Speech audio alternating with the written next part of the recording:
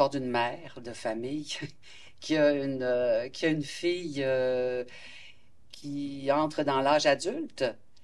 Mais cet enfant-là, cette fille-là qu'elle a, souffre de maladie mentale depuis l'enfance. Et puis c'est ça, donc c'est le parcours chaotique de cette transition-là d'un enfant qui a des besoins importants en santé mentale, qui passe de l'enfance, de l'adolescence à tout d'un coup l'âge adulte. Théoriquement l'autonomie, mais est-ce réalisable? Il y a également tout le système médical, social, scolaire qui disparaît d'un coup pour les adultes qui ont à prendre en charge leur enfant. Et puis, il reste en général juste les parents pour s'en occuper. Donc, puis comme mon personnage est mère seule, elle a pas de conjoint, il est décédé, elle est veuve. Donc, elle est bien fatiguée. Puis toi? Ben, l'histoire dans la perspective d'Olivier, Olivier, c'est un jeune adulte qui arrive tranquillement dans la vie professionnelle. Il a été à la même école primaire que Anna, le personnage central dans l'histoire.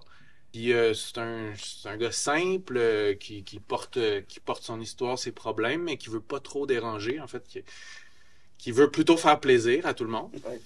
Puis qu'il n'y a pas trop de vie familiale chez lui. Il rencontre Anna au tout début de la pièce, puis il se passe entre eux autres une super belle connexion. Ils se retrouvent dans quelque chose, il y a une belle complicité.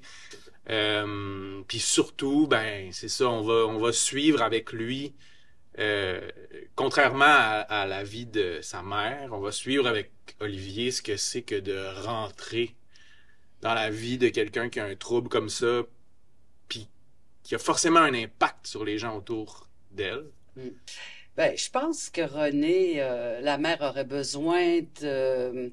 Je pense qu'elle a besoin de se faire pardonner des erreurs qu'elle a commises ou qu'elle pense avoir commises.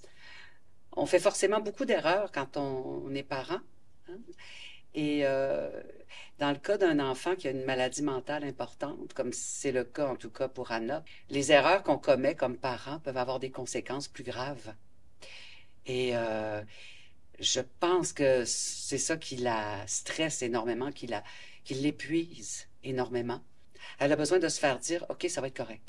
Tu as été assez bonne. Tu as fait ton possible, puis ton possible, il est correct. Euh, j'ai l'impression que Olivier a besoin, ce qu'il cherche en tout cas, c'est quelque chose de normal, Oui. une vie normale, qu'il n'a jamais eu, parce que lui aussi a perdu sa mère. C'est pas clarifié exactement qu'est-ce qui est arrivé, mais il habite juste avec son père. Son père est lourdement handicapé, il s'occupe de lui. Il n'a jamais eu vraiment de figure parentale. Il a toujours été un petit peu off. Il y a des amis, il suit une formation, il est en train de devenir professionnel, il y a un travail. Il est comme dans ce cheminement-là vers quelque chose une vie qui serait pour lui quelque chose de normal. C'est un peu ça qu'il va chercher, j'ai l'impression, en se rapprochant de cette famille-là, en se rapprochant d'Anna et de sa mère. C'est comme d'avoir comme une cellule familiale autour de lui. Et c'est vrai que et l'un et l'autre, on est toujours en... On a toujours quelqu'un de qui il faut qu'on s'occupe, qu'on garde dans notre tête. Ouais. Lui, c'est son père. Ils sont pas affranchis. Moi, c'est ma fille. Puis je pense que des fois, quand ils se retrouvent d'ailleurs, ils se rejoignent assez Ouais.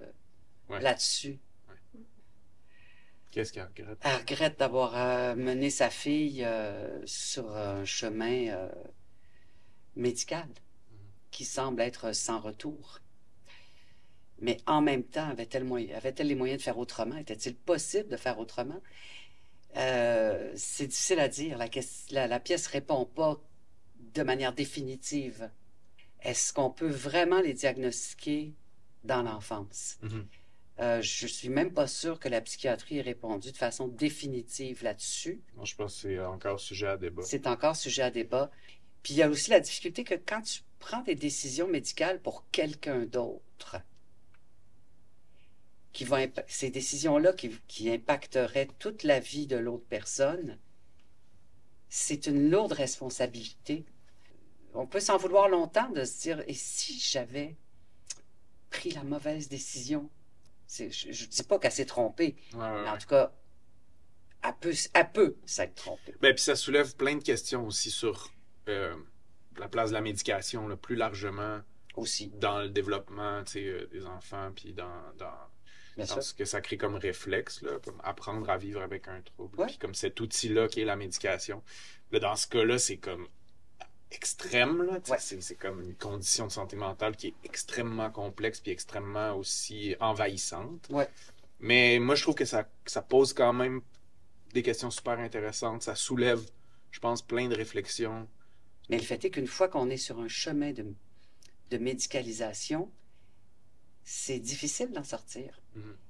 Et puis en même temps, ce serait irresponsable de ne pas donner les soins médicaux à un enfant qui en a besoin sous prétexte qu'on doute. Il faut agir Mhm. devant de la détresse. Mhm. Mais des fois, on se trompe.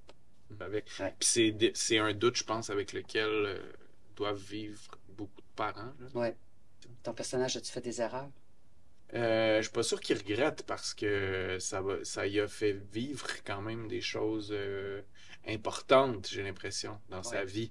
Puis je suis pas sûr que Olivier, c'est quelqu'un qui a eu l'occasion, tant que ça, de connecter puis de Ça, c'est s'ouvrir vrai. avec, Ouais. avec quelqu'un de son âge, avec Ouais. qui il trippe, tu sais. Oui, puis il se fait presque adopter par Exact, la ça y a quand famille. même Tu sais, amené quelque chose auquel il avait à peu près pas eu accès, là. ouais. Ouais. Fait que sans regret. Ouais. Ben, je pense qu'il ouais, il est pas là. Il va pas là. Super. Mm. Je sais pas si on apporte des réponses. De toute façon, c'est pas une pièce de théâtre qui va donner une solution, là. Ça, Mhm. hélas, ça Ça marche pas comme soulève ça. des questions plus Mais que par d'autres contre, ça choses. pose des questions. Et je pense que ça témoigne, en tout cas. Ça témoigne, puis de façon tendre et humoristique, tendre, humaine. Il n'y a pas de héros, il y a rien de sublime là-dedans. C'est des héros du quotidien. Mhm. Je pense que de reconnaître ça, c'est important. C'est les familles qui se retrouvent avec les personnes souffrantes, hein?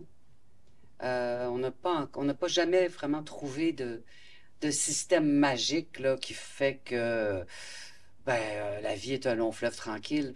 Une fois qu'on a quelqu'un qu'on aime inconditionnellement, un conjoint, un enfant, un parent, qui se retrouve dans une situation avec une maladie mentale chronique, on embarque dans un voyage, là. Faut aller trouver des ressources à l'intérieur de soi. Il faut... moi, ces gens-là ont vraiment toute mon admiration.